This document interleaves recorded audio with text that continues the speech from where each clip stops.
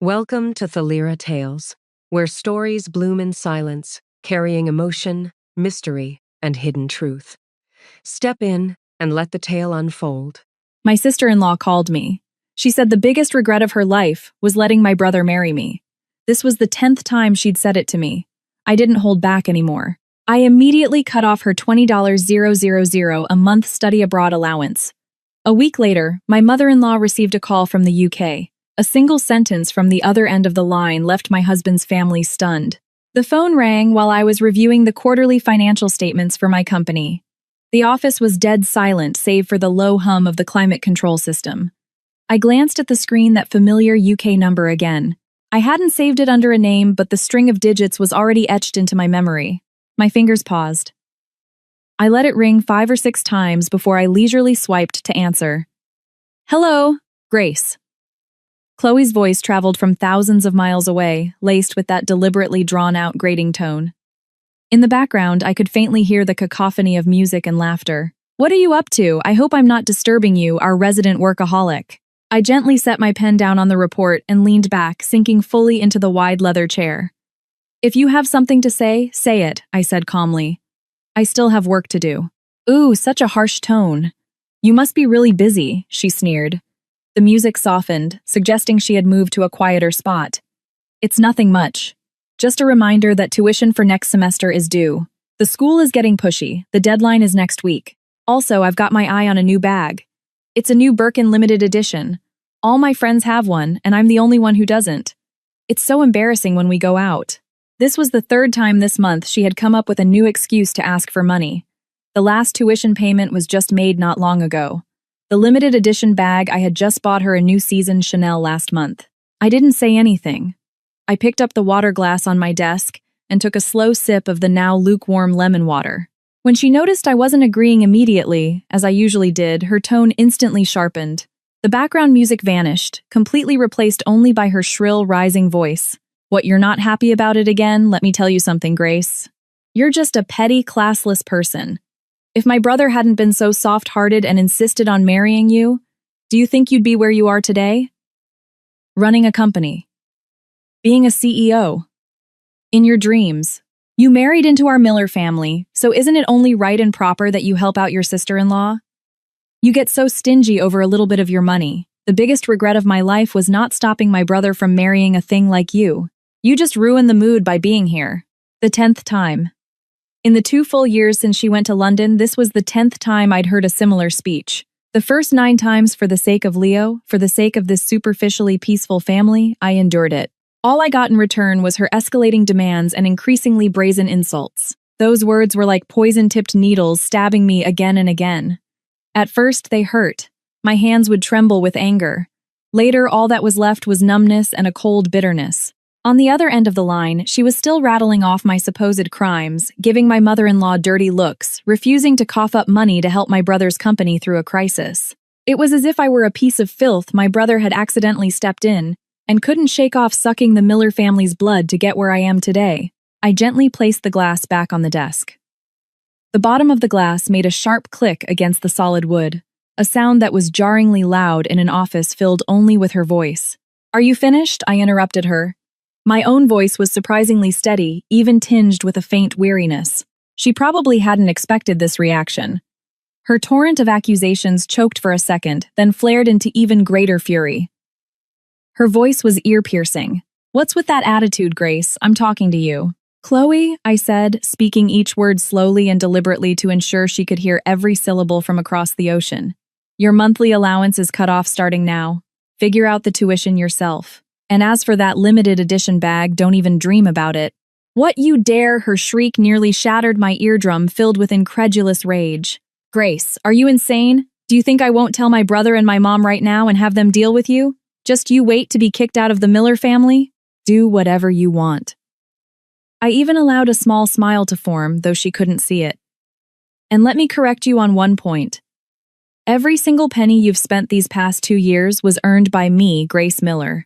Not by our Miller family and your brother's company. The only reason Apex Builders has managed to crawl out of its pit in the last 2 years is because of the investments and contracts I brought in. Remember that. Without me, your Miller family is nothing. Before she could unleash a fresh wave of crazed screaming or a torrent of sobbing, I decisively pressed the red end call button. The world was instantly quiet. The echo of her shrill voice seemed to linger in the earpiece, but was quickly swallowed by the steady hum of the central air. I sat up straight, my eyes falling on the open financial report.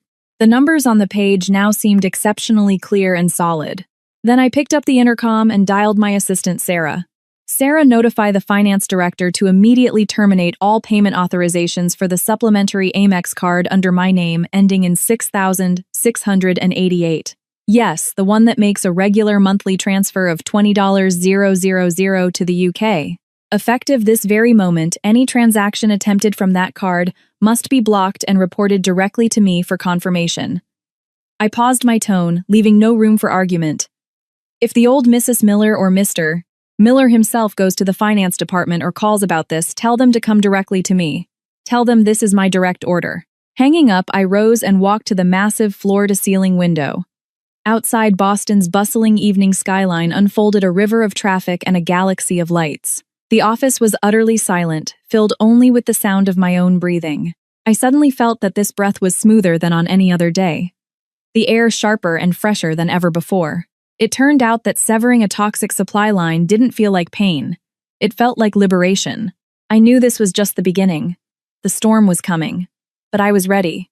The mother-in-law. The air after that phone call seemed to congeal for 48 hours. The house was terrifyingly quiet. Leo used the excuse of company business to avoid coming home for dinner for 2 straight days. Not even a phone call. I knew he most likely knew and was either avoiding me or trying to figure out how to approach the situation.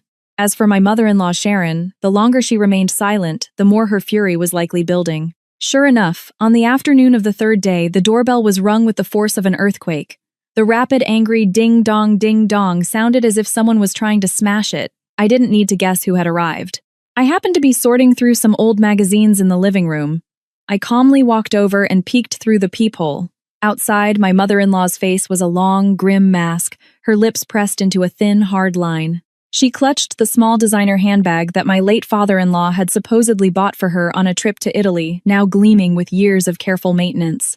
Her other hand was still pounding on the door. I took a deep breath and unlocked it. The moment the door opened a crack, she forced her way in like a gust of wind, not even bothering to change her shoes. Her well-maintained feet clad in heels clattered across the wool rug in the center of the living room. She spun around a finger, jabbing almost into my nose, her lips painted a dark, angry red. "Grace, are you trying to stage a rebellion?" I closed the door, locked it, and then slowly walked to the sofa and sat down. I even smoothed out my skirt before looking up at her. "Sharon," I said mildly, "what are you talking about? Why are you so angry? Sit down, have some water, and calm down." "What water? I'm full of anger. Just looking at you makes me furious." My mother-in-law's chest heaved violently, her voice high and shrill, echoing slightly in the high-ceilinged room. Chloe called me crying. She was a wreck. "What is wrong with you? On what grounds did you cut off her living expenses? Is that your money to cut off? That's the Miller family's money. It's Leo's money. You're an outsider. You're overstepping. Do you really think you're the one in charge of this family?" Her words came out like a machine gun, spittle flying. I looked at her flushed face and the veins bulging on her neck from agitation. A frozen lake inside me remained perfectly still. So this was it. This was the family I had gotten in exchange for 10 years of marriage and endless tolerance. I had spent my money and energy to maintain this family's respectable facade, and in the end, in their eyes, I was still an outsider. They could command at will, an outsider who should be grateful to hand over everything she had. I didn't rush to argue. Instead, I leaned over, opened the drawer under the coffee table, and took out a thick, black-covered binder. The corners were slightly worn, a sign of frequent use. I slapped it onto the gleaming glass coffee table right in front of her. Thwack. "Sharon, don't get worked up. And don't yell. Since you came here today talking about money, about the Miller family's money, let's put aside all this empty talk of mother-in-law and daughter-in-law. Let's just settle the accounts. Let's be practical. Let's just talk about money." I opened the binder and pushed it to her side of the table, my finger tapping the densely packed printed spreadsheets. From the very first day Chloe decided to go to London, every single expense of hers that passed through my hands, big or small, I've recorded it right here. Date amount, purpose, vendor, it's all crystal clear. Some entries even have screenshots of her iMessages asking for the money. My mother-in-law was taken aback, clearly not expecting this. She shot a hesitant glance at the binder, her eyes quickly flitting away as if the numbers might burn her. But she remained stubborn. So what? Doesn't every family keep accounts? A girl studying abroad, seeing the world, networking, buying a few nice things to dress up. Isn't that normal? Our family isn't some poor household that can't afford it. You married into the Miller family. Helping out the family, helping your sister-in-law, isn't that what you're supposed to do? Don't you even understand that? Supposed to do, I repeated the words as if I'd just heard the most ridiculous joke in the world. I picked up the binder and flipped to a page in the middle. My finger traced the lines as I read out loud slowly and clearly. October 3rd of last year, a wire transfer of $10,000 for urgent course materials. On October 7th, a charge of $4,000 for a limited edition Cartier bracelet for a classmate's birthday. On October 15th, another transfer of $6,000 for a dress and registration fee for an important academic conference. On October 25th, another $3,500 because she was stressed from her studies and needed to go skiing in the Alps with friends to unwind. This is just a partial best list for a single month. Do you need me to keep reading? Should I read November and December? Or how about the $100,000 she took in 5 separate installments in the first half of this year for that so-called investment project? My mother-in-law's face changed colors from red to white. Her lips trembled as she tried to retort, but she couldn't find the words. The specific dates and amounts were like cold stones pelting her. She had probably never imagined that her quiet, submissive daughter-in-law wasn't just capable of enduring, but also of keeping meticulous, damning records. Sharon Chloe is 25 years old, not 15. She's studying business in London, not alchemy. I closed the binder and looked directly into her flickering eyes. In 2 years, not counting the fixed $80,000 per year for tuition and basic rent, just for this so-called networking, buying nice things, de-stressing, and investing, Chloe has taken an extra $280,000 from me. That's an average of nearly $12,000 a month. And that doesn't even include the holiday cash I give her in the family's name. Leo's company has been having trouble with cash flow since the second half of last year. Several projects have delayed payments. He comes home late every night, so worried he smokes on the balcony in the middle of the night, his brow constantly furrowed. Do you know about this? Have you ever asked him?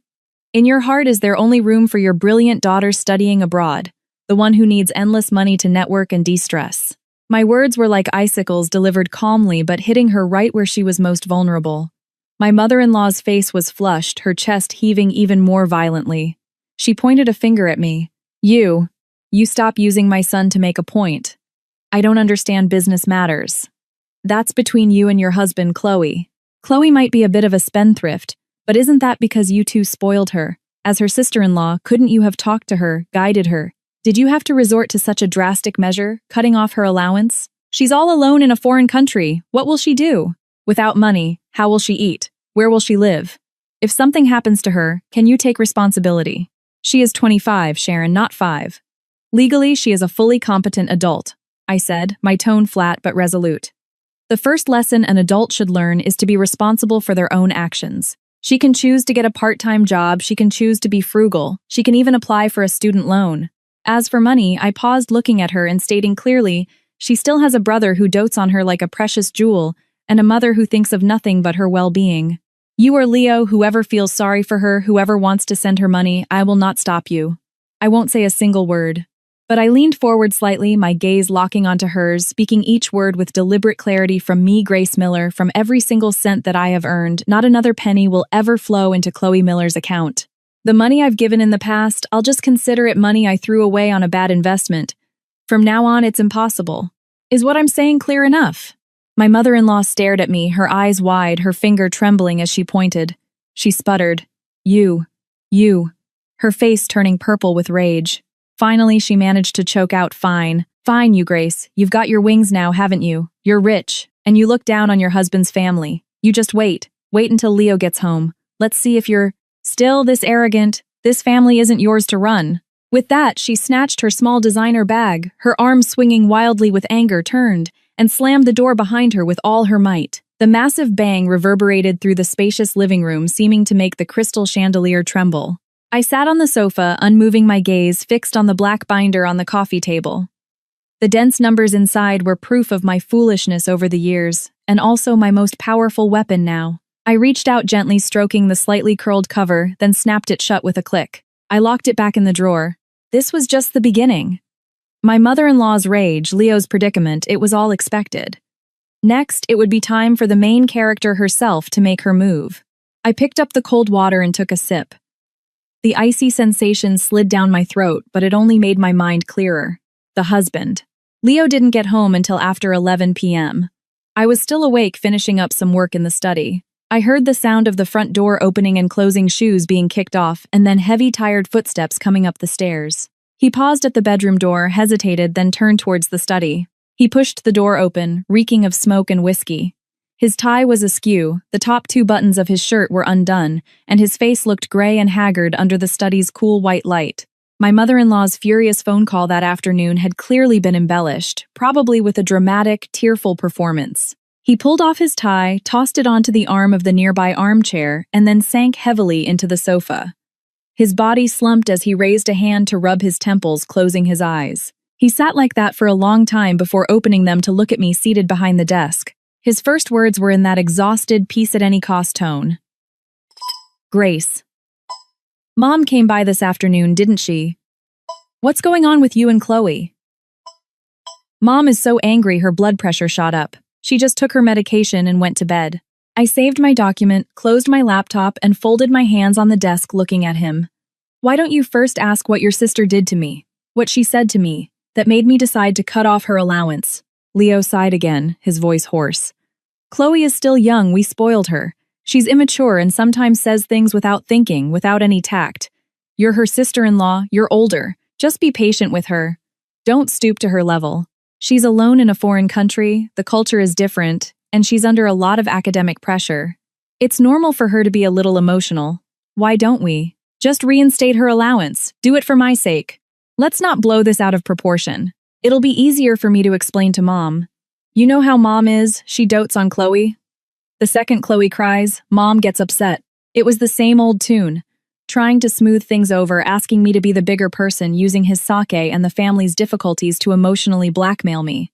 In the past, I might have softened, thinking about family harmony, thinking about how he was caught in the middle and I would have compromised again and again. But this time, the deep-seated humiliation from that phone call, the words, "The biggest regret of my life was letting my brother marry you," were like a poison-tipped nail driven into my heart, tearing out flesh and blood when, pulled. That combined with the cold disappointment built up over 10 such incidents had turned my heart to stone. "Leo," I cut him off before he could continue his persuasion, my voice clear and calm, especially distinct in the quiet night. "First, she is 25, not 15.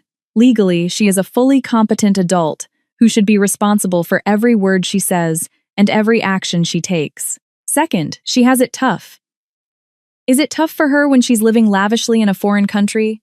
Buying limited edition bags, attending luxurious parties, and flying to Europe to ski whenever she feels like unwinding? Was it easy for you, working yourself to death, drinking until you threw up at business dinners when your company's cash flow was about to dry up, and the bank was breathing down your neck for loan payments? Was it easy for me? When I had to drink, until I was hospitalized with a bleeding stomach ulcer to land a client staying up until 3 or 4 in the morning to finish proposals? Does any of our money grow on trees? Does it just appear while we're lying down? Leo was struck dumb by my barrage of questions. His exhaustion was quickly tinged with the irritation and shame of having his reality exposed.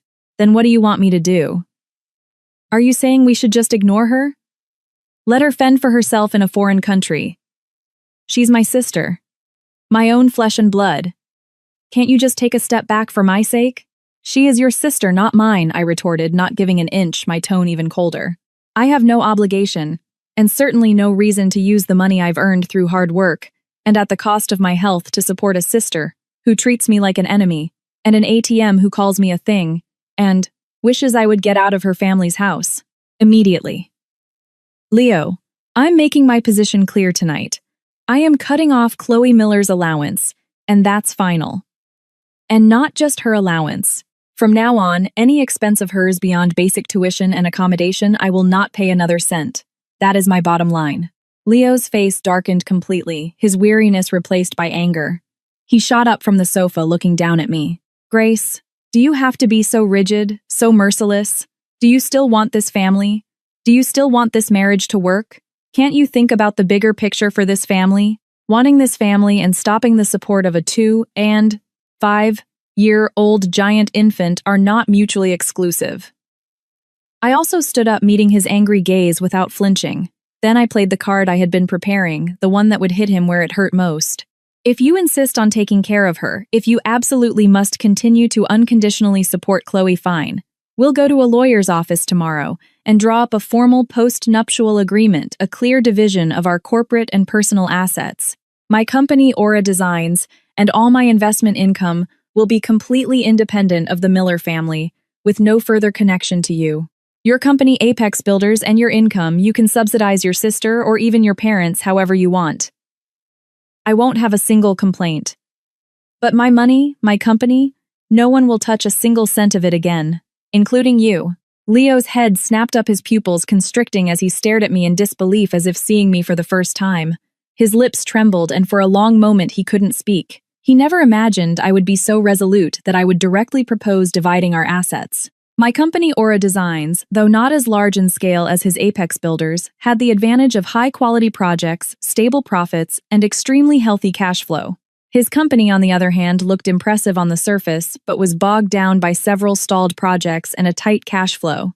It often needed my help with funds or used my company's credit to secure loans. If we truly split, his company probably wouldn't last a few months. You, he stammered, his face going from red to white, his voice dry. Are you threatening me? Threatening me with divorce and splitting the family? No, I'm reasoning with you, stating the facts and giving you a choice. I walked around the desk and stood in front of him. We were so close I could smell the stale mix of smoke and whiskey on him. The choice is entirely yours. Either you support my decision, go back and manage your mother and your sister, and tell them my bottom line is not to be crossed. Then our family can maintain its superficial peace, and I will continue to support your company as needed. Or we do things by the clear rules of business. We separate everything completely. Think about it. You don't have to answer me right now. With that, I didn't look at the complex storm of shock, shame, anger, and conflict on his face. I walked straight past him, out of the study and back to the master bedroom, locking the door behind me. I knew the bottom line and the leverage I had just presented were like a sword hanging over him and his family.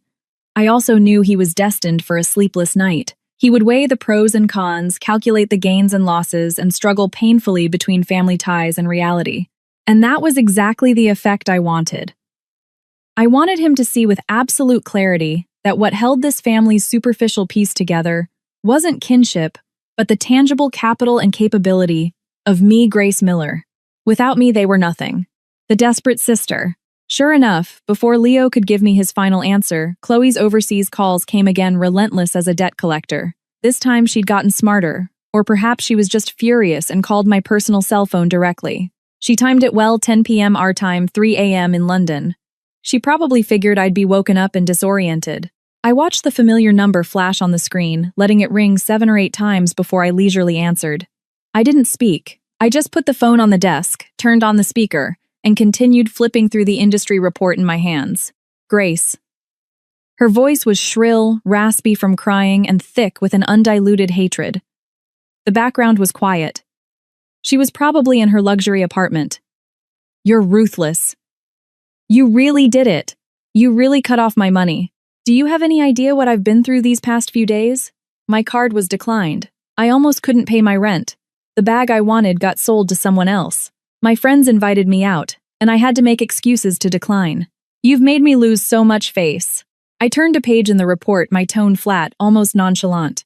Oh, what have you been through? Isn't it a good thing to experience the life of an ordinary international student, or even just an ordinary young person who has to budget and live within their means? This is the real world, Chloe. Cut the crap. It's easy for you to talk. She sounded like a cat whose tail had been stepped on, instantly bristling. Her shriek was a bit piercing over the speaker. Let me tell you, Grace, don't get too smug. You turn my card back on right now and transfer the money you owe me. Or else, I'll make my brother divorce you. You believe me. My brother loves me the most, and my mom is on my side. You're an outsider, a parasite. You'll be kicked out of our Miller family sooner or later. When you're old and washed up, we'll see who wants you then. The word divorce, coming from this sister-in-law who did nothing but spend money and stir up trouble, was absurdly comical. In the past, that word might have filled me with panic, with the fear of losing a family I had built for years. But now, with the leverage I held and the reality I had seen, all I felt was a cold, mocking amusement. "Chloe," I said slowly to the air, my voice low but clear enough. "You don't seem to have grasped the situation yet. First, whether we divorce or not is between your brother and me. It will be decided based on the law, our assets, and our relationship. You don't get a say. Second, you probably have no idea about the current state of your brother's company, Apex Builders, do you? How much debt it has, how tight its cash flow is. Then again, you only care if he can send you money. I can tell you unequivocally that without me, it's a question whether Apex can survive even 3 months. Third, the only way you can be kicked out of the Miller family is if the Miller family still has enough money to support you living in a mansion in London, buying luxury goods, and spending lavishly. Do you think if your brother and I really get to the point of divorce and dividing assets given the current laws and the evidence I have, you'll still be able to get tens of thousands with a single phone call? Do you think the brother will be able to maintain their current standard of living? The other end of the line went silent. A dead, suffocating silence.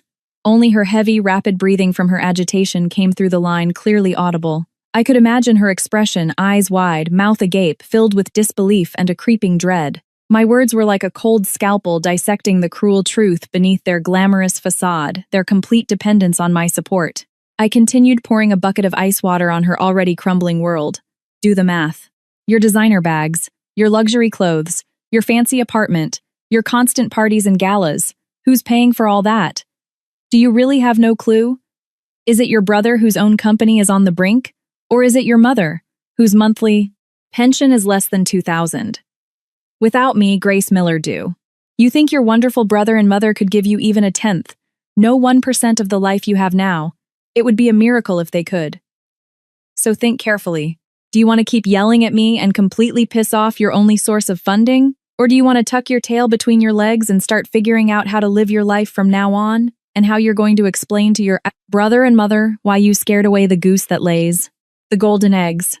You, she stammered, her voice trembling and laced with tears, but she couldn't manage any more tough words. She was clearly furious and terrified, hit squarely in the most fatal and frightening spot.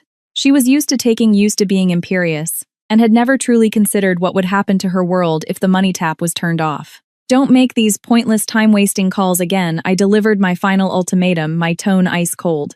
If you have the guts, then really convince your brother to come talk to me about divorce and dividing our assets. I'll be waiting. If you don't have the guts, then learn to shut up and figure out your own problems. Your good life ended the moment I hung up on you last time. Remember that. Completely ended. This time, before she could make another sound, I decisively pressed the end call button. And for good measure, I blocked her number.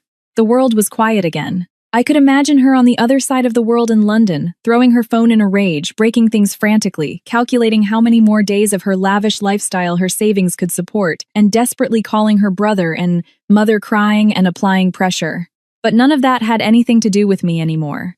Cutting off her support was just the first step, the most direct form of retaliation. I wanted her and the family that enabled her dependence on me to slowly and clearly experience what it means to go from extravagance to frugality, and what having it tough really means.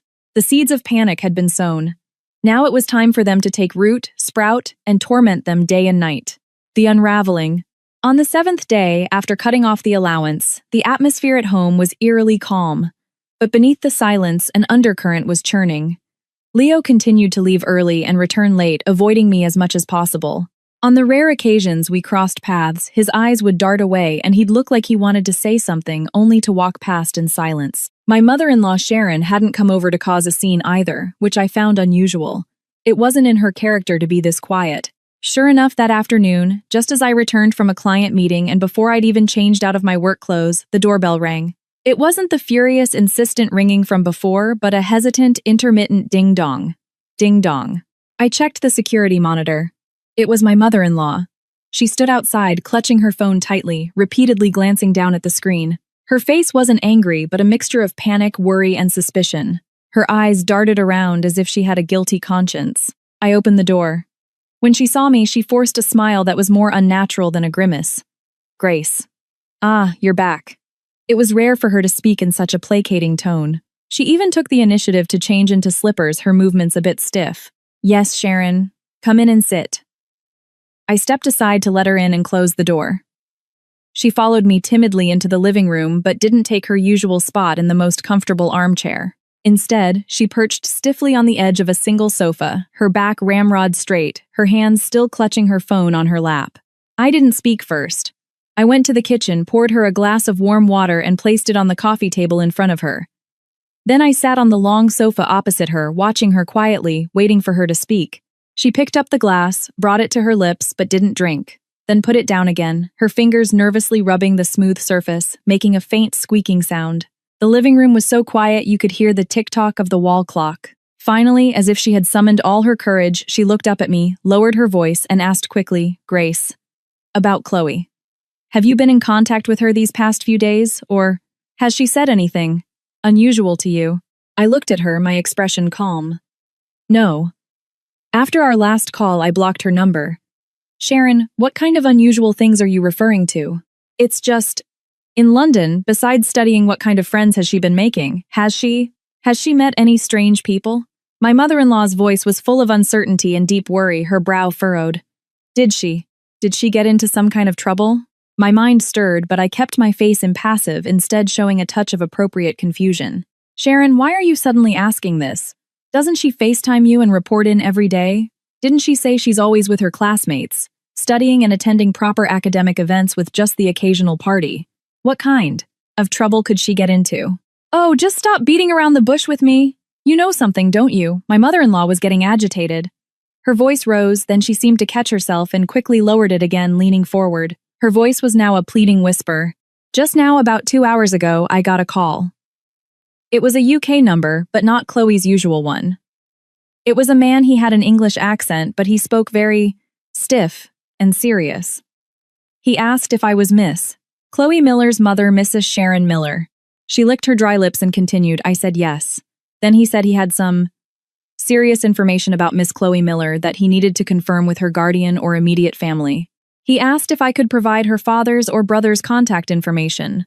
I asked who he was, what organization he was, with the school, the police, what was wrong. He refused to say. He only said the matter was very important, involving legal and personal safety issues, and that he had to speak with her immediate male relatives.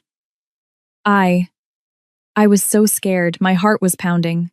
I didn't dare say much, just told him the men of the family weren't home and I'd get back to him, then I hung up. By now, the color had drained from her face. She gripped the tassels on the sofa armrest, her knuckles white. The more I thought about it, the more scared I got. I tried calling that number back to get some clarity, but it wouldn't go through. Just a dead tone. Grace, tell me the truth. Did Chloe get into some huge trouble over there? Is it related to you cutting off her allowance? Could she have been scammed? Or did she offend someone? Could she be in danger? I looked at the genuine terror on my mother-in-law's face. It was a mother's instinctual fear for her child's safety, transcending all her previous disdain and scheming. The vague suspicion in my mind began to solidify. It seemed the trouble Chloe had cooked up in London was coming to a head faster, more directly, and more dangerously than I had imagined. The other party was no longer content with extorting from Chloe. They were now reaching out to her family back home. I didn't answer her barrage of questions directly. Instead, I focused on a key point. Sharon, that man who called besides asking for your son or husband, did he mention anything specific? Or in the past 6 months, has Chloe ever mentioned meeting someone special like a very close boyfriend? Or did she suddenly become very too much, interested in certain investments or ways to make money? My question seemed to stun her. She shook her head blankly, her eyes growing more panicked. No, she didn't. She only ever told me her classmates were nice and that she was busy with her studies. A boyfriend? She never mentioned one to me. Every time I asked, she'd say her studies came first, and she wasn't thinking about that. Investing. She's just a student. What does she know about investing? Grace, you know something, don't you? You must know something. Tell me, please don't scare me. I gently pulled my wrist free from her unconscious grip and patted her cold hand, my voice calm to the point of being detached, but carrying a weight that could offer a sliver of stability. Sharon, don't scare yourself. Maybe it was just a wrong number or some new type of scam. However, my tone shifted, my gaze sharpening. Since they've called you directly, it seems Chloe really does have some things going on in London that we don't know about. And it might not be a small matter. Don't panic. And don't try to contact that number again. Most importantly, do not mention this call to Chloe. We don't want to alert her or make her more scared. Like a drowning person grasping at a lifeline, my mother-in-law nodded repeatedly. Okay, I won't say anything. I won't call. Then, what do we do now? I will handle it, I said, standing up my tone, leaving no room for doubt. You go home and act as if everything is normal. Don't show any signs of distress. I will inform you immediately if there's any news. Remember, until I contact you, do not answer any unfamiliar overseas calls, and do not give Chloe any more money if she asks. Leave everything to me. My mother-in-law looked at my calm and composed demeanor as if I had everything under control. She opened her mouth, seemingly wanting to ask more, but in the end, all her questions and fears melted into a dazed reliance. She nodded blankly, picked up her phone and bag, and left with unsteady steps. Once her unsettled figure disappeared into the elevator, I immediately turned back to the study, locked the door, and took out a different, rarely used personal phone. I dialed a number buried deep in my contacts, one I hadn't called in a long time. The phone rang 3 times before it was answered. A capable, crisp female voice with a slight British accent came through. Miss Miller, what a rare pleasure. Calling at this hour, is there an urgent matter? Jessica, sorry to bother you. I need you to run a check on someone in London. I need it fast and as detailed as possible. I gave her Chloe Miller's name, date of birth, possible phone numbers, and her known university information.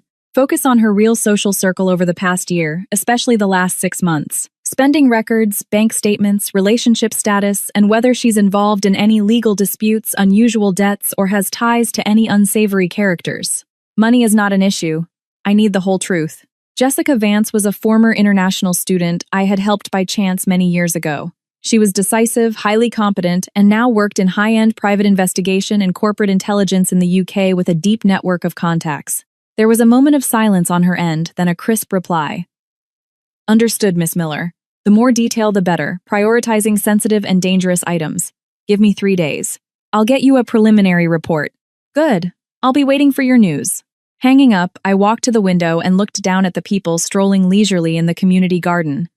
The sun was out, everything looked peaceful, but I knew that beneath the calm surface, a dark tide was already surging. Chloe Miller. Just what kind of massive pit have you dug for yourself and for this family? The report.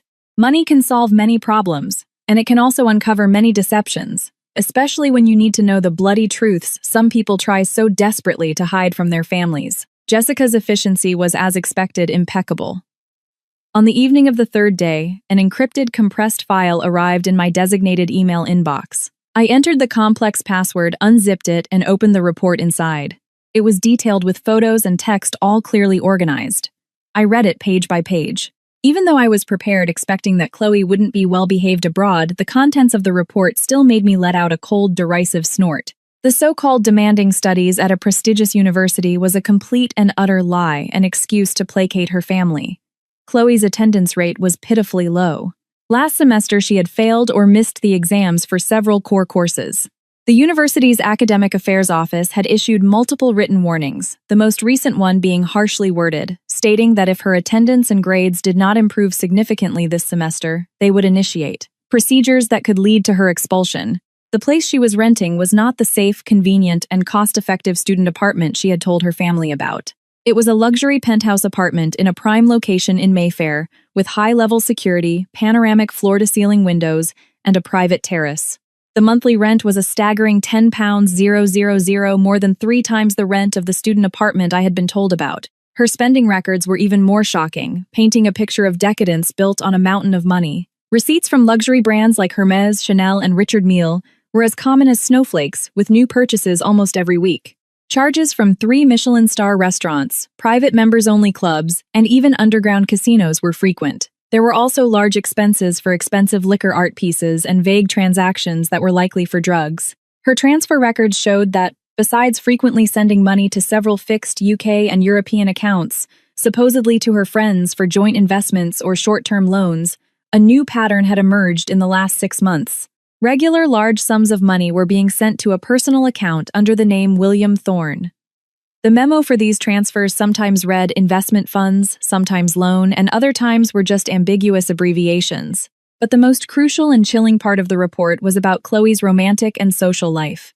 Jessica had highlighted this section in bold red font. For the past 8 months, Chloe had been in a close relationship with a British man named William Thorne. They presented themselves as a couple. On the surface, this man was dapper, running a small import-export company and a high-end car dealership. However, cross-referencing information from multiple sources revealed a complex background. He had deep tangled connections to several local organized crime syndicates in London, particularly those involved in loan sharking and money laundering. He had a terrible reputation. The police had questioned him in connection with several cases of financial disputes and violent threats, but all were dropped due to insufficient evidence or witnesses changing their stories. The report included several candid photos. The man in the pictures was around 30, impeccably dressed, with an arrogant smile, his arm around Chloe as they entered various lavish venues. Chloe, in turn, had a look of adoration and pride on her face. At the end of the report, Jessica added a professional summary. Miss Miller, based on the available information, it is highly likely that your sister-in-law, Miss Chloe Miller, is not merely a spendthrift. She has probably been intentionally targeted and controlled by this William Thorne, becoming his prey. Her spending habits and social circle have been deliberately guided to a level far beyond her own means, creating a severe financial dependency. It appears she has now become one of William Thorne's ATMs, and may even be embroiled in his illicit activities, such as money laundering, or being used as some form of collateral. The mysterious phone call your family received is almost certainly related to William Thorne or the forces behind him. It could be a debt collection tactic or a more serious threat. Do you require me to conduct a deeper investigation into William Thorne and his associates? The risk level will increase accordingly. I leaned back in my chair and closed my eyes, letting the information from the report swirl and connect in my mind. The luxury apartment, the designer goods, the casino, the loan shark boyfriend, the police record, the mysterious threatening phone call, everything now had a logical and utterly terrible explanation. Chloe wasn't studying abroad. She was using my money to build a gilded, decadent fantasy for herself, and she had willingly walked into a meticulously designed trap, becoming a fish on someone else's chopping block, while leading the trouble right back to her. Family. I replied to Jessica, continue the deep dive on William Thorne. I need to know his recent financial situation, which syndicates he's closely involved with, and the specific methods he might be using to control or threaten Chloe. Be safe. I'll double your fee. Report any new developments immediately. I closed the laptop. The study was lit only by a single desk lamp, casting the room in a dim glow. A clear, cold plan was forming in my mind. This was more serious than I had thought. It wasn't just immaturity and overspending anymore. It involved security risks and flirted with the edge of the law. The phone call my mother-in-law received was not the end. It was the beginning. Just as I was contemplating my next move and how to share this damning report with the people who needed to see it, there was a soft knock on the study door. Leo stood outside, looking even worse than a few days ago. His eyes were bloodshot, he hadn't shaved, and he exuded an air of exhaustion and anxiety. When he saw me sitting at the desk, he hesitated as if wanting to turn and leave, but ultimately came in, closing the door behind him. His voice was harsh, laced with an undisguisable frustration. Mom came to see you again this afternoon, didn't she? She's been acting strange and secretive ever since she got back, completely distracted. She won't say what's wrong, just that you told her not to worry. Is something really wrong with Chloe? So he knew about the call after all. He had sensed something was off from his mother's abnormal behavior. I looked at him, the man who was once my husband, now overwhelmed by his sister's mess, resentful of me, yet forced to rely on me. A deep sense of weariness washed over me. Not hate, not love, just a profound fatigue with this marriage so entangled with interests, schemes, and a pile of rotten affairs. Leo, I said, gesturing to the chair opposite my desk. Sit down. We need to talk. About your sister, Chloe. I've found some things out. I think it's necessary. In fact, you must know the whole truth now.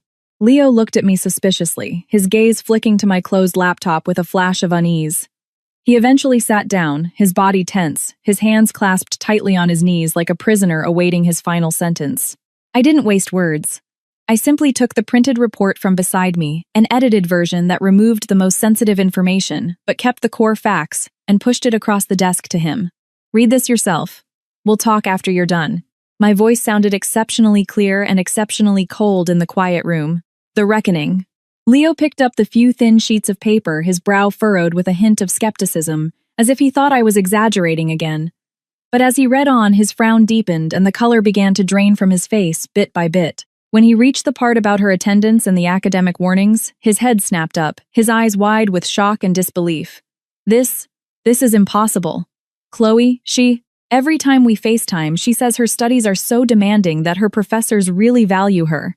She even showed me a paper she wrote. And you believed her, I countered. Have you ever seen her official transcript when you FaceTime? Has she ever shown you the full view of her so-called student apartment beyond the one carefully arranged corner? Or every time she cried about being broke and needing money for study materials? Did you just choose to ignore the pictures on her social media, where the background was a private yacht or a high-end gala? My rapid-fire questions were calm but sharp. Leo was left speechless, his face burning as if he'd been slapped. He lowered his head, his fingers trembling slightly as he continued to read. When he saw the £10,000 monthly rent for the luxury apartment and the pages-long list of luxury purchases, he sucked in a sharp breath. His hand clenched so tightly that the paper crinkled loudly. This apartment, all these bags, these watches. How could she? Because someone was giving her a constant stream of money, never asking what it was for, never setting a limit. I finished for him coldly. Leo's face turned another shade paler. He quickly flipped to the end. When he saw the brief description of her boyfriend William Thorne, especially the bolded words ties to organized crime and police record, his hand shook violently. The papers, as if scalding hot, slipped from his grasp and fluttered to the floor. What does this mean? Leo's voice shot up, filled with uncontrollable horror and rage. He jumped to his feet, his eyes locked on me. How could she know someone like this? A gangster. A loan shark. Is she insane? I don't know if she's insane, but she's definitely a fool, I said. I bent down and picked up the scattered papers one by one, my movements calm and unhurried. I straightened them and placed them back on the desk. The report indicates she's been with this William Thorne for at least 8 months. They're very close. These 8 months also coincide with the period her spending skyrocketed, and the frequency and amount of money she asked from me increased dramatically.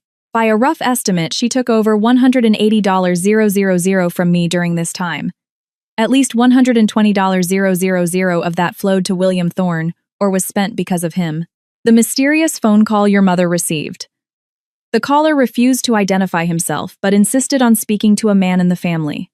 That's a classic move for these loan sharks or mob-affiliated groups. They think female family members are easy to scare, but when it comes to making decisions and negotiating terms, especially paying back money, they need to talk to a man.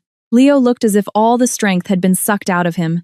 He collapsed back into the chair, burying his face in his hands, tugging at his hair in anguish. His voice, muffled by his fingers, was choked with sobs. How did it come to this? How did she become like this? I always thought. I thought she was just spoiled, a bit vain, and liked to spend money. I even used to blame you for not being generous enough with her. His voice broke and his shoulders shook violently. Watching this man, who had always presented himself as a successful businessman and the pillar of the family, now so vulnerable and broken before me, I felt no sympathy or satisfaction. I was just a frozen lake reflecting his pathetic state. He should have seen this coming. Every time he gave her money without question, every time he downplayed Chloe's vicious words, every time he asked me to compromise for the bigger picture, he was fertilizing the bitter fruit he was tasting today. Leo, this is not the time for self-blame and regret, I stated calmly, my voice as precise and cold as a scalpel. The problem is that they've bypassed Chloe and called the house directly, called your mother's phone. What does that mean? It means Chloe can no longer meet their demands, or they feel they can't squeeze any more out of her. So they're targeting her family, especially family members who might have more money. Their goal is clear money. And probably a lot of it. It might not even be just about the money. Leo's head shot up, his eyes red and filled with panic and helplessness. Then, what do we do now? Police, yes, call the police. Call the police in the UK, have them arrest that bastard and protect Chloe. Call the police. On what grounds? How, I asked, my logic almost cruel in its clarity. International police reports are complicated. Right now, all we have is evidence of abnormal spending, suspicious associations, and one anonymous threatening phone call. We have no proof of physical harm, no clear kidnapping or ransom demand. The caller didn't give any specific information, not even an identity. What would we tell the police? My sister might have a bad boyfriend, might owe some money, and someone might have called to scare her mother. Do you think the London police would even open a case? And even if they did, how efficient? Would they be? What if it just tips them off? What if they get desperate and actually do something to harm Chloe? My series of questions left Leo speechless. The small flame of hope he had just ignited was instantly extinguished and his face grew even paler. He was finally truly realizing that his sister hadn't gotten into some minor trouble but a complete disaster involving potential mob ties, dirty tactics, and a reach that extended all the way back to the US. This was a mess that couldn't be solved with typical family dispute methods. So we just watch. Wait for them to call again and extort us. Leo's voice trembled with despair. Of course not. Seeing his defeated state, I softened my tone slightly, but it remained firm. Since they made contact, it means they want something. And they either feel the time is right or they're getting desperate. If we just wait passively, we'll only lose more ground. What we need to do is turn this situation around, prepare ourselves, and get on the same page. We can't be like before, letting Chloe lie and deceive us while we foolishly and unconditionally fill the holes she digs. This bottomless pit must be sealed, and it must be dealt with at the source. Otherwise, today, it's a mysterious phone call. Next time, it might not be a call, but you or Mom or me receiving something much more terrifying. My words sent a shiver down Leo's spine, and the last traces of color drained from his face. The way he looked at me for the first time was completely devoid of a husband's authority or a man's pride. All that was left was total reliance and a humble plea. Grace, then, what should we do? I'll listen to you. This time, I'll really listen to whatever you say. As long as we can get Chloe back safely, I'll do anything. Hearing his tear-choked, I'll do anything, I still felt no ripples in my heart. He had brought this on himself. But at this point, anger and blame were meaningless. Solving the problem and controlling the damage were what mattered. First, I said, standing up and beginning to lay out the plan, bring your mother here. Explain the basic situation to her in a way she can handle. Emphasize that Chloe might be in danger. Make her stay calm, not panic, and most importantly, not give Chloe any more money or information privately. Second, you try to contact Chloe. Don't question her, don't argue.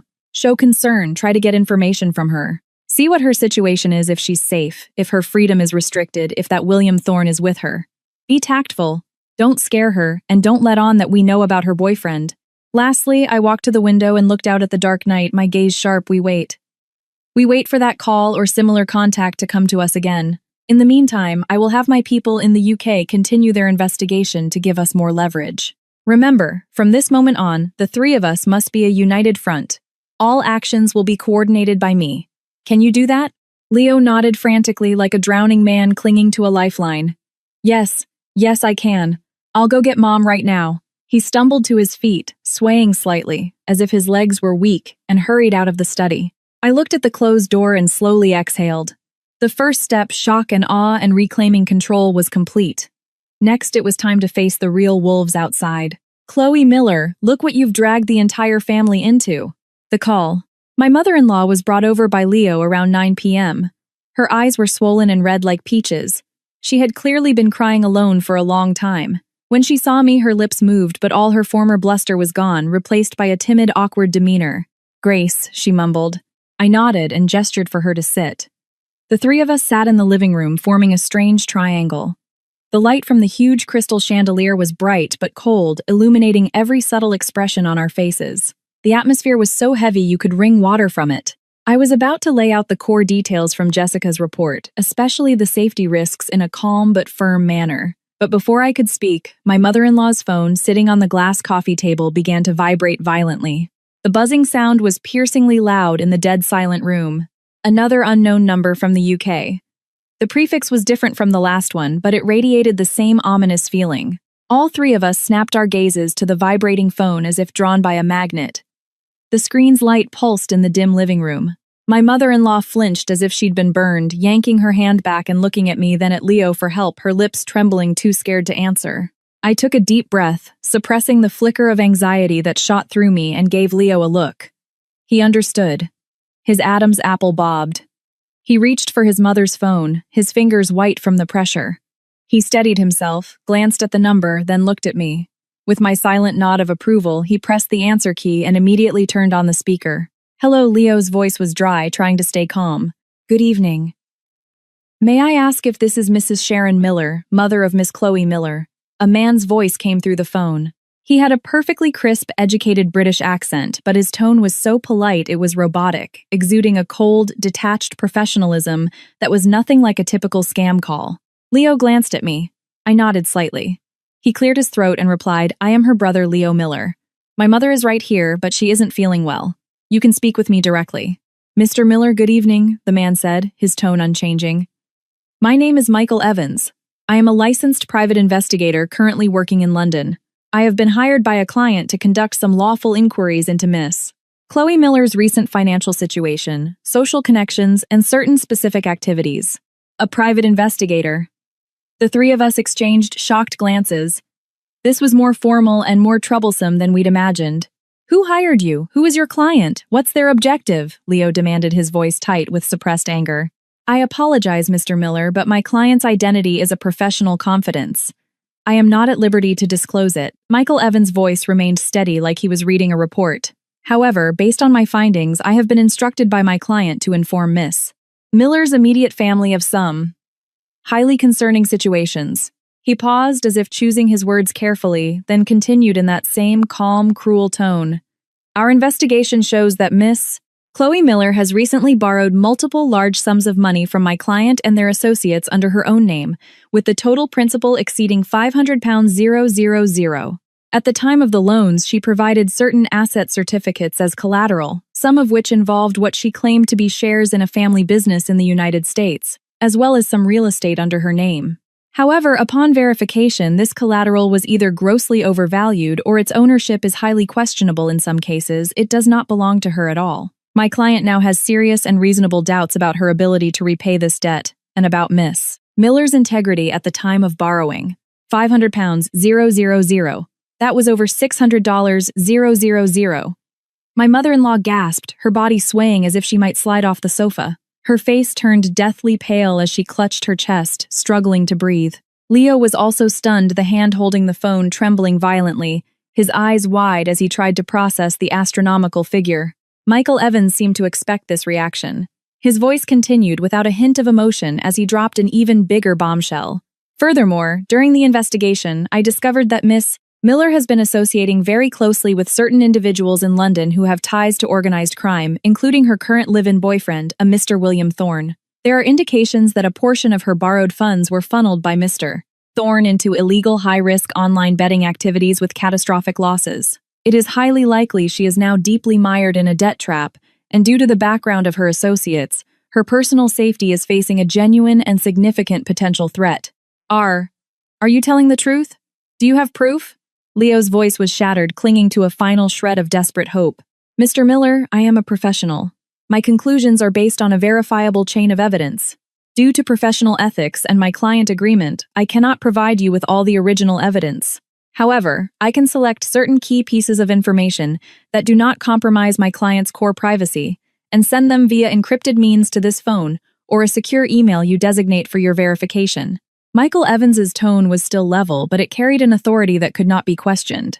He paused, his tone shifting slightly, as if the carefully laid trap was finally revealing its bait. "Additionally, based on my comprehensive investigation, Miss Miller's primary source of funding for her high-consumption lifestyle over the past 2 years points directly to a Miss Grace Miller in the United States, that is your wife. My client has also taken full note of this.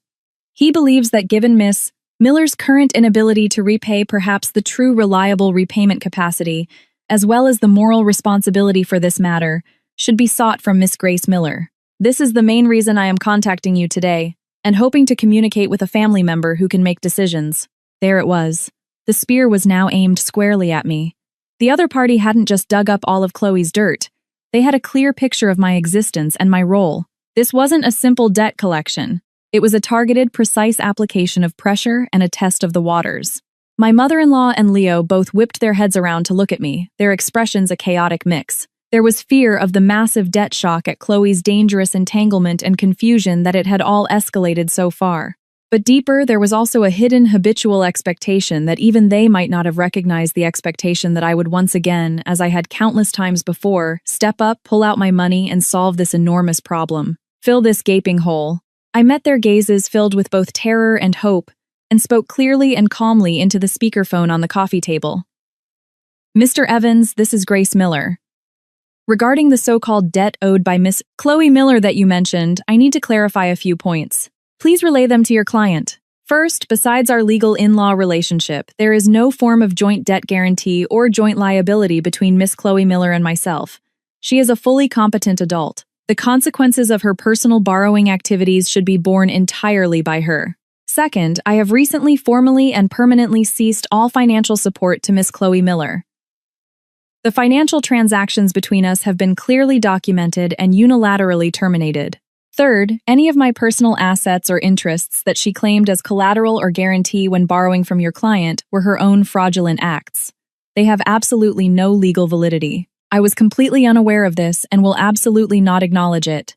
If your client has any issue with this or feels his interests have been harmed, I suggest he immediately seek resolution through formal legal channels in the UK or the US. Or, he can go directly to the person who signed the loan documents and made the false statements, Miss Chloe Miller herself. I have nothing to do with this matter. My voice wasn't loud, but each word landed like a frozen pearl, clear, firm, and with no room for negotiation. There was a moment of silence on the other end. Then Michael Evans's voice returned, seemingly unsurprised, even tinged with an "I told you so" coolness. I understand, Miss Miller. Thank you for your clear statement. I will relay your position to my client completely and accurately. However, his tone shifted, carrying a professional cold warning given Miss Chloe Miller's current situation, the high debt her association with dangerous individuals, and the potential physical threat. From my personal perspective as an observer, I would advise that as her family, you should seriously consider sending a responsible and decisive representative to the UK as soon as possible to handle this matter in person and to communicate directly with the relevant parties. Otherwise, the situation could, due to a lack of effective intervention, rapidly develop in a more uncontrollable and even more dangerous direction. My contact information will be sent to this phone via text shortly. If you decide to take action or need to communicate any progress, you can contact me. I wish you a good evening. Click. The line went dead. The living room fell into a silence even more oppressive and suffocating than before. The only sounds were my mother-in-law's ragged, choked sobs and the indifferent ticking of the wall clock. A few seconds later, with a wail, my mother-in-law finally broke down under the successive blows, letting out a flood of unrestrained sobs, tears, and snot streaming down her face. $600, 000. And those mobsters, my Chloe? How could she be so foolish? What are we going to do? What are we going to do? This is going to be the death of me. Leo was ashen-faced like a soulless clay statue, sitting there, frozen, his head in his hands, curled up in a ball, silent as if completely crushed by the massive number and the words physical threat. I sat on the sofa opposite them, my back straight, my gaze calm, watching their complete and utter breakdown.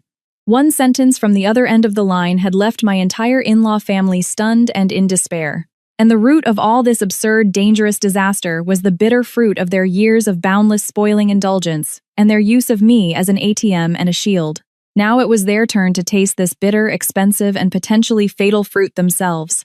The tide of panic had already drowned them, and the rope that could pull them ashore was in my hands. But this time, if they wanted me to pay unconditionally again, it was absolutely impossible.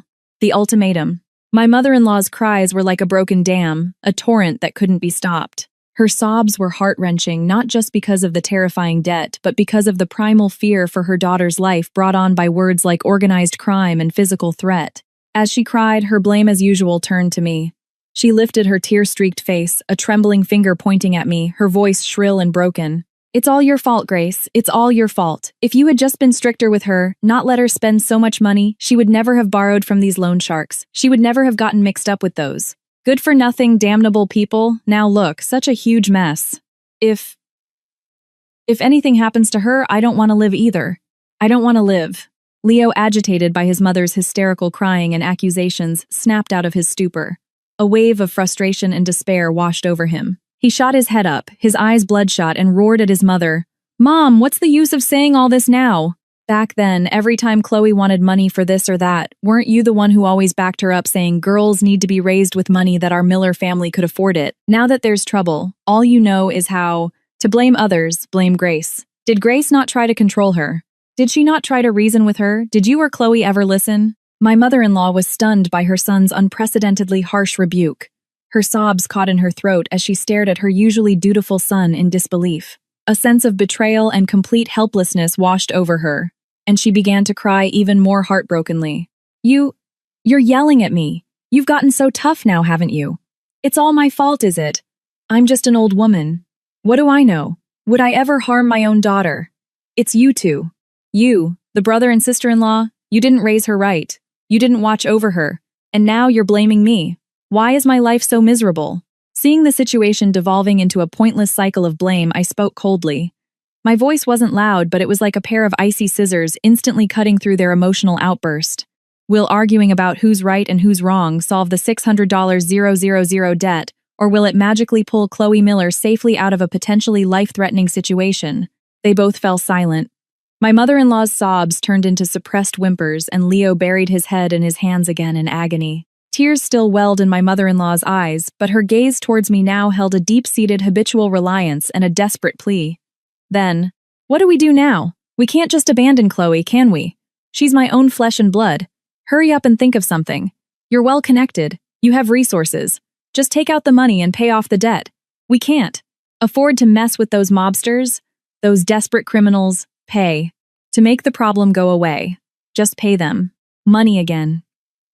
Even at a time like this, her first instinct, her gut reaction was still for me to pay up and fix it as if I were a bottomless gold mine or a tool specifically designed to clean up their family's messes. Leo didn't speak, but he looked up at me, his eyes filled with a complex plea and a heavy, unspoken moral pressure. It was a look that screamed, "You can't just stand by and watch her die, can you?" I met their gazes a mixture of fear, dependence, and entitlement, and slowly, firmly shook my head. Sharon. Leo. Listen to me carefully. This is not a problem that can be solved simply by throwing money at it. In fact, throwing money at it might be the worst possible choice. First, the debt is huge. The other party is clearly a professional loan shark, possibly a criminal organization. The interest rates are astronomical. If we pay the $600,000 principal today, they could demand another $1 million tomorrow, in a breach of contract fee, late fees, or emotional distress damages. It's a bottomless pit that can never be filled. If we pay this time, they'll only be more aggressive next time. Second, Chloe herself is deeply entangled, completely infatuated with that William Thorne. If she doesn't wake up, if she doesn't cooperate and completely sever ties with that environment and those people, even if we pay off this debt, she'll just be tricked into borrowing again and digging an even bigger, more fatal hole. It's treating the symptom, not the cause. It would be a waste of effort and could even harm her more. Third, I paused my gaze, sweeping over their instantly paling faces, speaking each word with resounding force. My money was earned by me through early mornings and late nights, through business dinners and drinks, through taking risks. It didn't fall from the sky. And it certainly wasn't earned to fill a giant black hole dug by stupidity, vanity, greed, and a con man.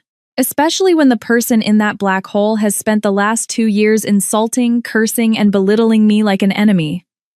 I have no obligation and no reason to be the fool who pays for this. My mother-in-law grew desperate, struggling to stand. So, you're just going to watch your sister-in-law die. Grace is your heart made of stone. She's your husband's own sister. We're family.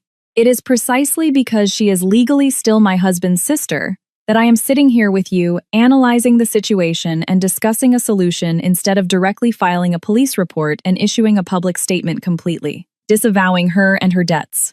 My tone suddenly hardened, carrying an authority that could not be questioned. But if you think my stone heart means I will no longer mindlessly throw money away to feed her ego and satisfy criminals' greed, then I'm sorry.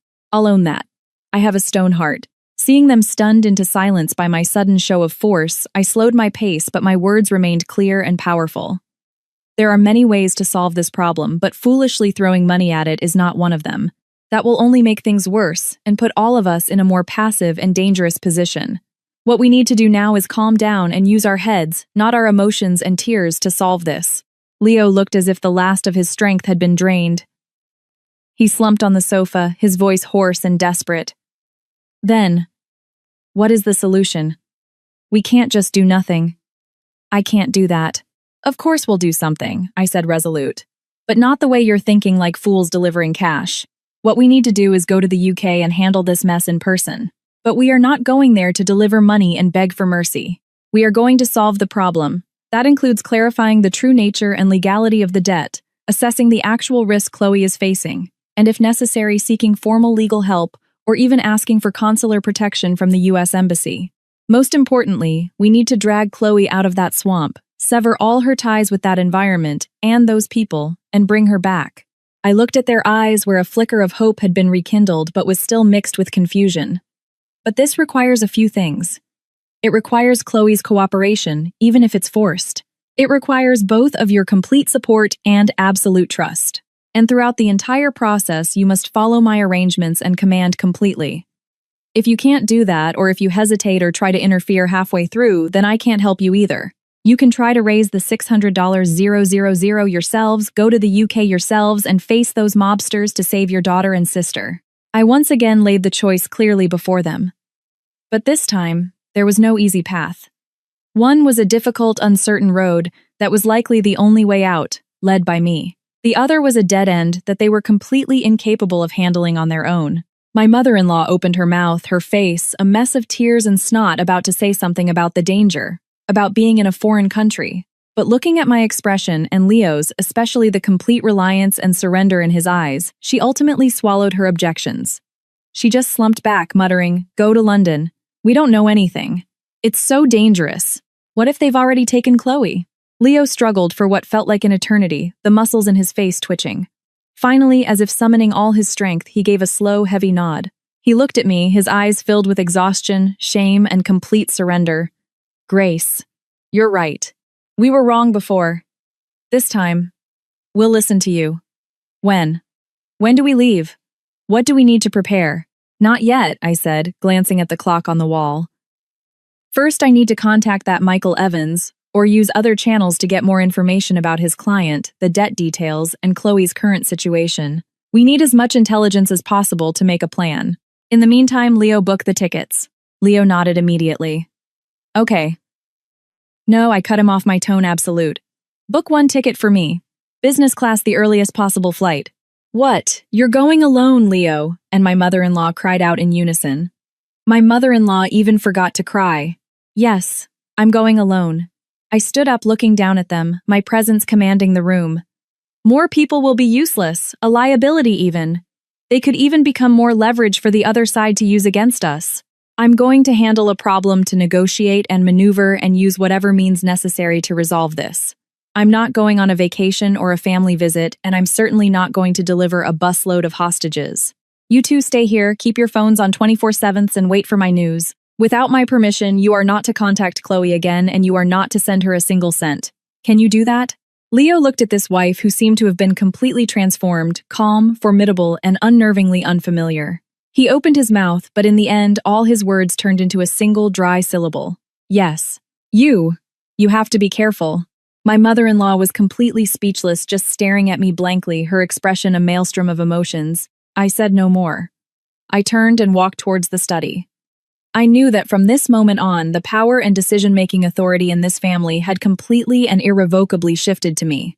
The upcoming trip to the UK would not just be a reckoning for Chloe. It would be a test of my own abilities, and a final clean break with the twisted dynamics of this family. The contract. The day before I left for the UK, I summoned Leo and my mother-in-law to the study.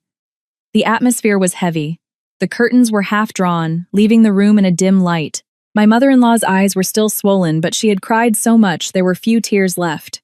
She just sat there numbly, unconsciously twisting a crumpled handkerchief in her hands. Leo looked ashen and gaunt, unshaven with deep bags under his eyes.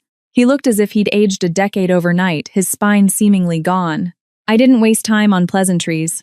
I opened my desk drawer, took out 2 crisply printed documents, and placed them on the desk in front of them, pushing them forward. "This is a post-nuptial agreement my lawyer drew up overnight," I said, getting straight to the point.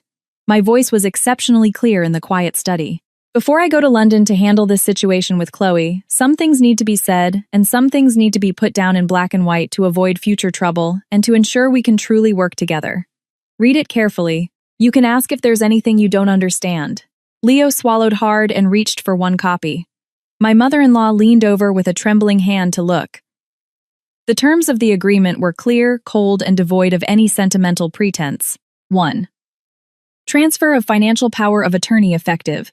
Immediately upon signing, Party A, Grace Miller, is granted durable power of attorney over all joint marital assets, the management, control, and disposal rights of all assets under the names of Party A and Party B.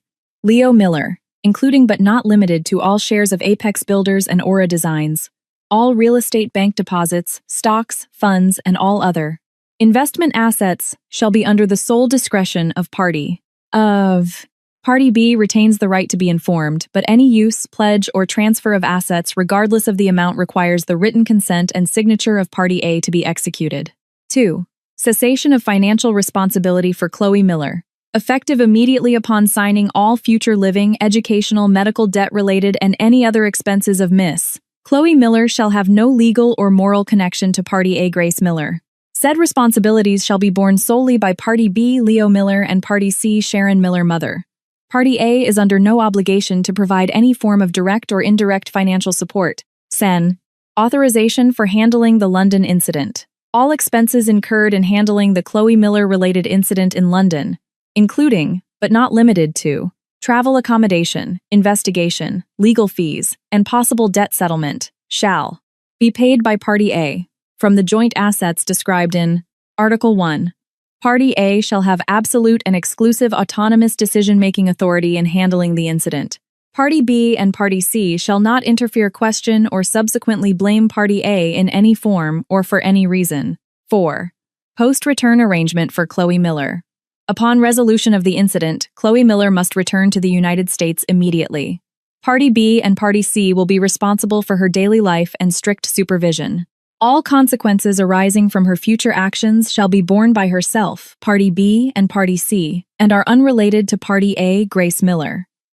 Party A reserves the right to require Chloe Miller to sign relevant guarantee documents. As Leo read, his fingers began to tremble uncontrollably, the paper rustling softly. My mother-in-law shrieked, her voice hoarse and sharp. What is this? This is a slave contract. Grace, are you trying to drive us to our deaths? All the family assets go to you. What are we supposed to do then? Live on the streets. Apex Builders is Leo's life's work. You're taking that. 2. Do you have any conscience left? I looked at her face, flushed red again with agitation, my tone unchanged. Sharon, you've misunderstood. This grants me financial power of attorney to create a firewall to prevent anyone from embezzling family funds without my consent to fill a bottomless pit again. As for your living expenses, including your Social Security and Leo's daily spending, I will transfer a sufficient amount to your respective accounts monthly. It will only be more regular and on time than before, not a penny less. But any large expenditure beyond basic living costs must be approved by me. As for Apex Builders, I turned my gaze to the pale-faced Leo. I will, as a shareholder and creditor, inject emergency capital to help you get through the current payment crisis and avoid bankruptcy. But the condition is that the company's CFO must be replaced by someone I trust. All cash flow must be transparent, and I must be informed of all major decisions. This isn't a takeover, Leo. This is damage control. It's formalizing management. And it's preventing your life's work from collapsing completely due to another blind decision or family burden. You know the real state of Apex better than I do. I looked back at my mother-in-law, my tone hardening. If you find these arrangements unacceptable, fine. We have another option. I paused, my gaze sweeping over them both. Leo, we can go to our lawyers tomorrow and file for a formal divorce. After the divorce, we will divide all marital assets according to the law. Once the division is complete, your company, your income, you can subsidize your sister or your mother however you want. I won't have a single complaint. I won't even look back. But my company, my money, my resources will from that moment on have absolutely no connection to your Miller family. You can figure out how to go to London, save your sister, and deal with that $600,000 debt and the mobsters yourself. 2 paths in black and white. You choose. Leo's face turned a deathly white, a fine sheen of cold sweat breaking out on his forehead. Divorce. Right now, his company was on the brink of collapse. His sister was in a life-or-death situation, and his mother was useless besides crying. Divorced without any of my financial or networking support, what would he use to fix this mess? He knew better than anyone that the only person who could save Chloe and possibly his company was me and the resources at my disposal. The agreement, though harsh, at least saved the company, secured his mother's basic living and gave him a glimmer of hope for solving his sister's problem. He closed his eyes in agony, his body swaying as if under immense pressure. After a long moment, he opened them. They were bloodshot and filled with a humiliating, complete surrender. He picked up the pen I had ready, his fingers trembling so much he could barely hold it. His voice was hoarse, as broken as an old bellows. I'll sign. Leo, you can't sign that. You're selling the whole family to her. My mother-in-law lunged forward to grab the pen, tears streaming down her face again. Mom Leo violently shook her off, letting out a desperate roar, his eyes a furious red. If I don't sign, do you have a way to save Chloe? Do you have a way to keep the company from going bankrupt? Do you have $600,000 to pay off the debt? If I sign, at least this family still exists in name. Chloe might still have a chance to come back. We won't end up on the streets. Wake up! My mother-in-law was stunned by his unprecedentedly harsh and desperate shouts. She stared blankly at her son, then at my cold, merciless face. She finally realized the battle was lost. They had no more bargaining chips. She collapsed back into her chair, covering her face and starting to sob again. But this time her cries were filled more with resignation, helplessness, and a deep, gut-wrenching regret. Leo didn't look at her. As if using all the strength he had left in his life, he signed his name on both copies of the agreement in the space for Party B. His handwriting was shaky and heavy. I pushed one copy to the still sobbing mother-in-law. Sharon, as Party C, the witness you also need to sign. She was trembling like a leaf in an autumn wind. She looked up, her tear-filled eyes glancing at me, then at her son's desolate face. Finally, with a trembling hand, she took the pen and scrawled an even shakier Sharon Miller next to Leo's name. I took back the 2 signed agreements, carefully checked the signatures, then signed my own name in the space for Party A. Once that was done, I locked one copy in the study's safe and handed the other to Leo. You keep this. The agreement is now in effect. Leo took it mechanically, not even looking at it, and shoved it into his pocket. He looked like a man whose soul had been hollowed out. My flight is early tomorrow morning, direct to Heathrow, I said, my tone a bit softer, but still carrying an undeniable command. You two wait for my news at home. Remember the terms of the agreement. Do not contact Chloe without my instruction. And do not listen to a single word she says about money, or her crying pleas. Everything waits until I get there and assess the situation. Leo nodded heavily, looking as if he'd aged another 10 years, his posture stooped. My mother-in-law just kept her head down and whimpered, saying nothing more.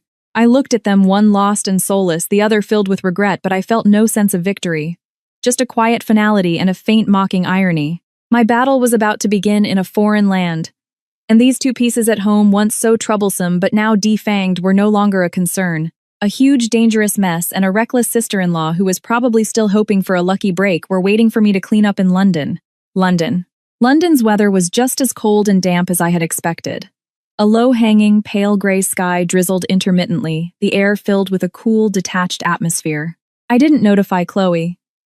Under Jessica's meticulous arrangements, I checked into a boutique hotel in Knightsbridge with tight security and excellent privacy. After settling in, I met with the private investigator Michael Evans in a discreet meeting room at the hotel. He was even more capable than I had imagined. Around 40, dressed in a well-fitted dark suit without a tie, his demeanor was proper, his eyes sharp and cautious, reflecting the vigilance of someone who had spent years navigating gray areas. I handed him the formally signed letter of authorization and paid a hefty retainer, officially hiring him as my legal and intelligence consultant for this matter in the UK. In return, I received the more detailed and more alarming information he had on Chloe's debt and William Thorne. The situation was indeed 10 times worse than the brief description over the phone. The creditor wasn't a simple lending company, but a peripheral branch of an organized crime syndicate that operated under the guise of an investment consultancy. William Thorne was nothing more than a catcher and enforcer, on the syndicate's fringes, specializing in targeting wealthy, spoiled, vain, and naive international students like Chloe. He used romance displays of wealth and access to a high-end social circle as bait, luring them into spending far beyond their means, then guiding them to borrow from the syndicate and further tricking them into illegal online gambling. The debt had snowballed. I didn't hesitate. I had Michael Evans acting as Miss Grace Miller's fully authorized legal representative arrange a meeting through an intermediary with the mid-level boss in charge of Chloe's debt, a man nicknamed Vinny the Scar. The meeting was held in a private room in the back of a seedy pub in the East End. The room was dim and smelled of stale smoke. Vinny the Scar lived up to his name, with a gruesome old scar running from his eyebrow to the corner of his mouth. His eyes were vicious. He was flanked by 2 silent but muscular and menacing-looking men. I sat down directly opposite him. Michael Evans stood half a step behind me, holding a briefcase. I have been fully briefed on Chloe Miller's debt by her family. I began skipping the pleasantries. According to the UK's Consumer Credit Act, the interest rate you've charged far exceeds the legal limit, making it an illegal high-interest loan. Furthermore, you induced her to participate in illegal betting. This portion of the debt is built on an illegal activity, and its legal validity is questionable. Vinny the Scar cracked a smile, revealing a set of smoke-stained yellow teeth. Spare me the legal lecture, miss. This ain't a courtroom. She signed her name, took the money, and enjoyed it. She has to pay it back. Around here, we are the law. Don't pay, and there will be consequences. I remained completely unfazed. Michael Evans took a thin manila folder from his briefcase and pushed it across the table. Mr. Vinny, before we discuss Chloe Miller's debt, perhaps you should take a look at this, I said. Inside are photocopies of some less than public cross-border fund transfers made by you and your real boss, Mr. Thompson, over the past 18 months. There are also some photos from a few of your meetings with a money laundering network in Eastern Europe. They are enough to get Scotland Yard's anti-money laundering unit very, very interested in you. Vinny's expression changed instantly. He snatched the folder and flipped through it. His vicious demeanor turned to suspicion, and then a flicker of panic. Where did you get this? What do you want? You don't need to know the source, I said. Now let's make a deal. The principal that Chloe supposedly owes, I will, based on actual bank transfer records, return a reasonable amount. All interest and penalties are to be wiped clean. You will hand over all original loan documents and any material you have on Chloe Miller. From that moment on, you are done with her. Vinny clenched his jaw. The principal must be paid in full. That's my bottom line. Fine, I agreed, with an additional condition. I want William Thorne's detailed information and his whereabouts, and it would be best if he temporarily left London and stayed out of my sight. After some tense back and forth, he agreed. The threat of the blackmail material was far more significant than a dried-up well like Chloe. I had the money drawn from the Miller family's joint account, every expense meticulously documented, transferred in 2 installments. Vinny handed over the documents and arranged for William Thorne to lie low in Spain. I then had Michael Evans use some unconventional but effective methods to ensure Thorne's vacation was unpleasant and that he would never bother Chloe again. Only then did I, accompanied by Michael Evans, go to the luxury apartment in Mayfair. After we rang the doorbell, the door opened a crack secured by a chain. Chloe appeared.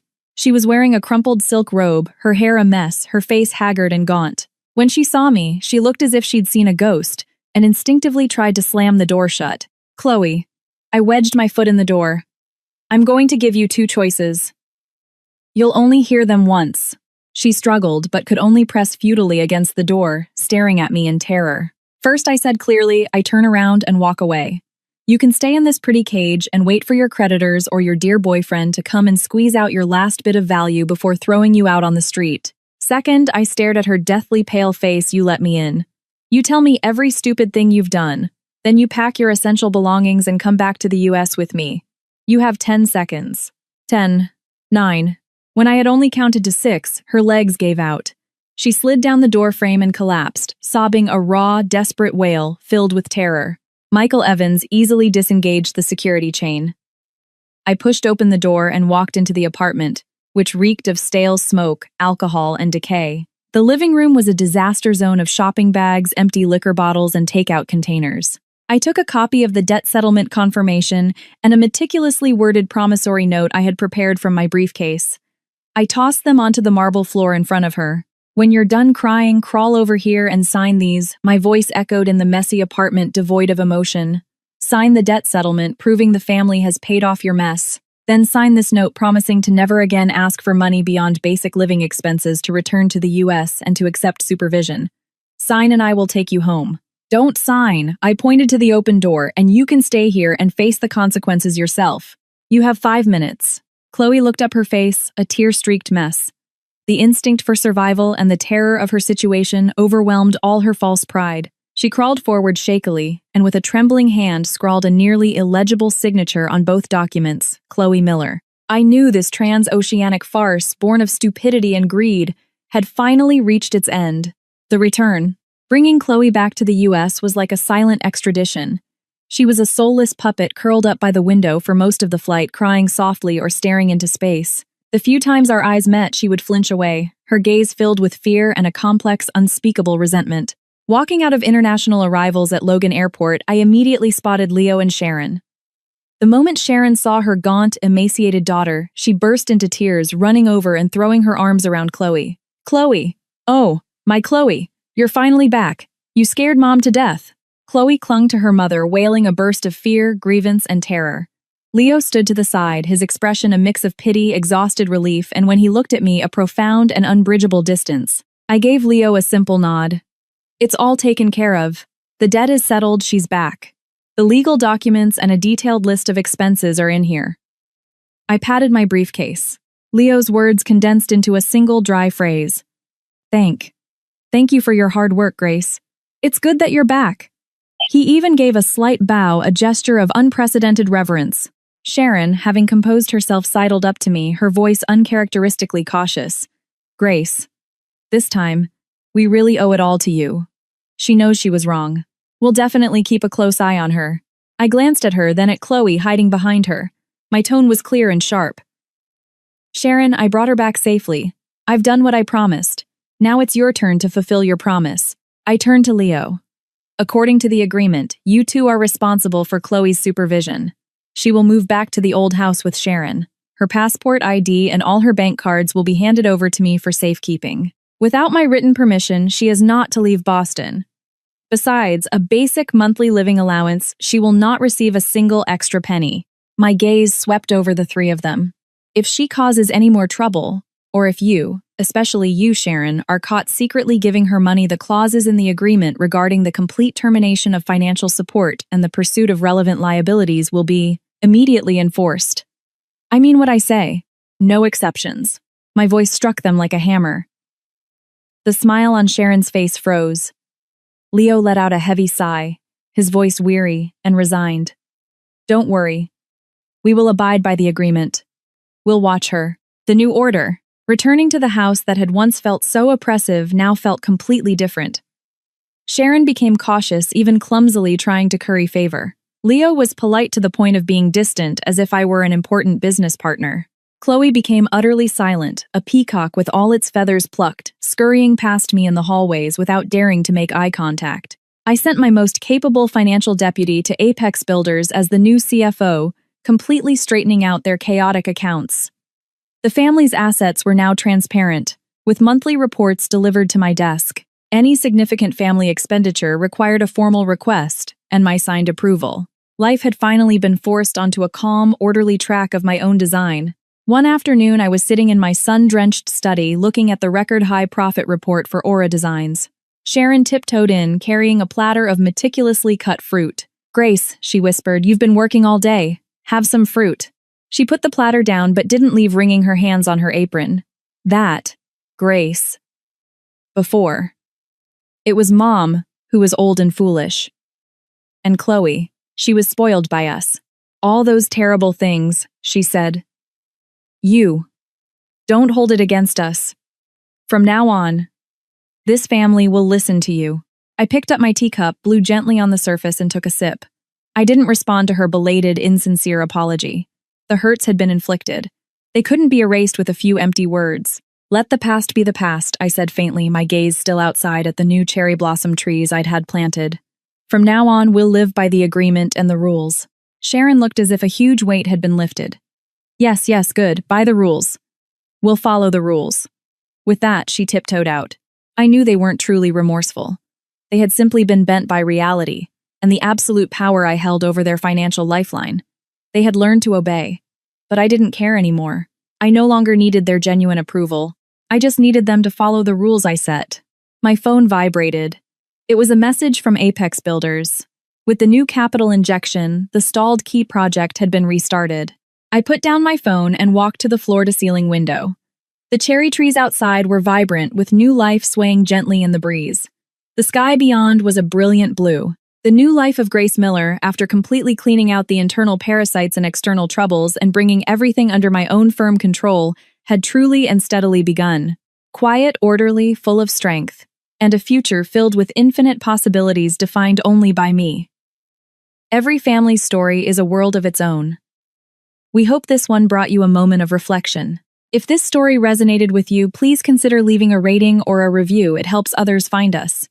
Your support is our greatest motivation. Subscribe to the channel, and we'll meet you here again next week with another story from the heart of home. Thank you for being part of Thalira Tales. If this story touched you, don't forget to like, subscribe, and share. Every tale leaves a trace beyond its ending. I'm freezing. I'm bleeding. Slowly fading away. But don't worry, I'm fine.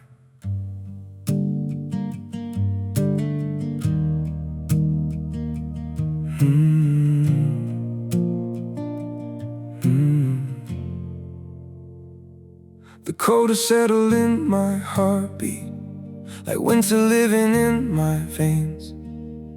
Every breath feels numb and fragile. Every smile just hides the pain. I'm breaking quietly in silence, falling slow without a sound. Yet I keep saying I'm okay, while my world burns to the ground. I'm frozen here, I'm bleeding slowly, dying piece by piece inside. But I still whisper, it's alright, just to keep you from goodbye. I'm shattered, love, but don't you worry, I'll pretend till my last breath. Even while my soul is fading, I'll say everything's okay. Maybe pain just learned to live here. Maybe sorrow feels like home. So I wear my wounds like armor and survive them all alone. I'm frozen here, I'm bleeding slowly, dying piece by piece inside. But I still whisper, it's alright, just to keep you from goodbye. I'm shattered, love, but don't you worry, I'll pretend till my last breath. Even while my soul is fading, I'll say everything's okay. If you ever see me smiling, no, it's just my last defense. 'Cause sometimes love means hiding how much you're suffering. No, I'm frozen here, I'm bleeding slowly, dying piece by piece inside. But I still whisper, it's alright, just to keep you from goodbye. I'm shattered, love, but don't you worry, I'll pretend till my last breath. Even while my soul is fading, I'll say everything's okay. It's okay.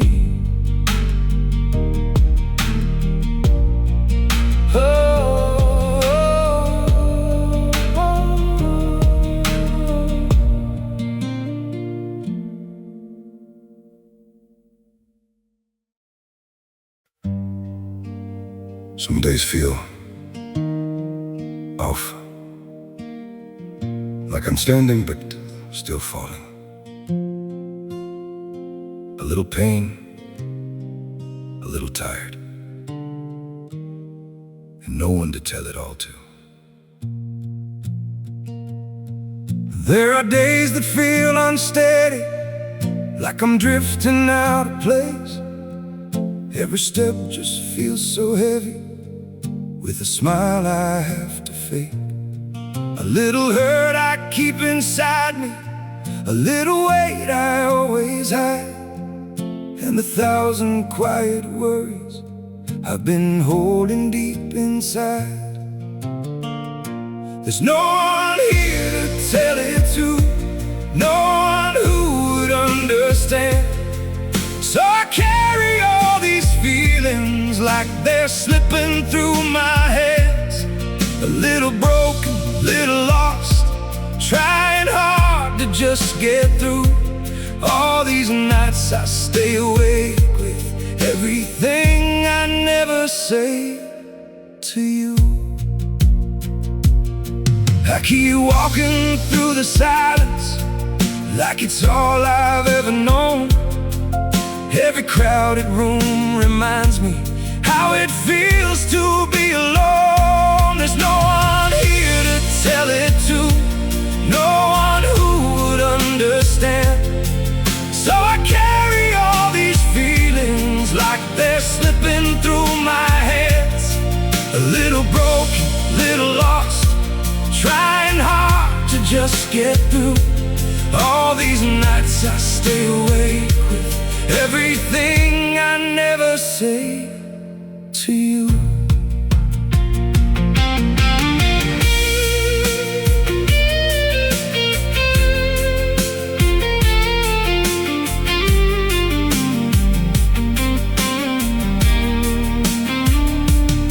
Maybe one day I'll be stronger, maybe I'll learn how to speak, but for now I keep it buried in the parts of me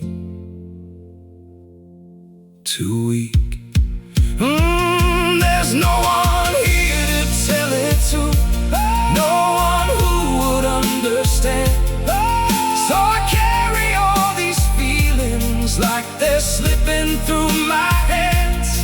A little broken, little lost, trying hard to just get through. All these nights I stay awake with everything I never say to you.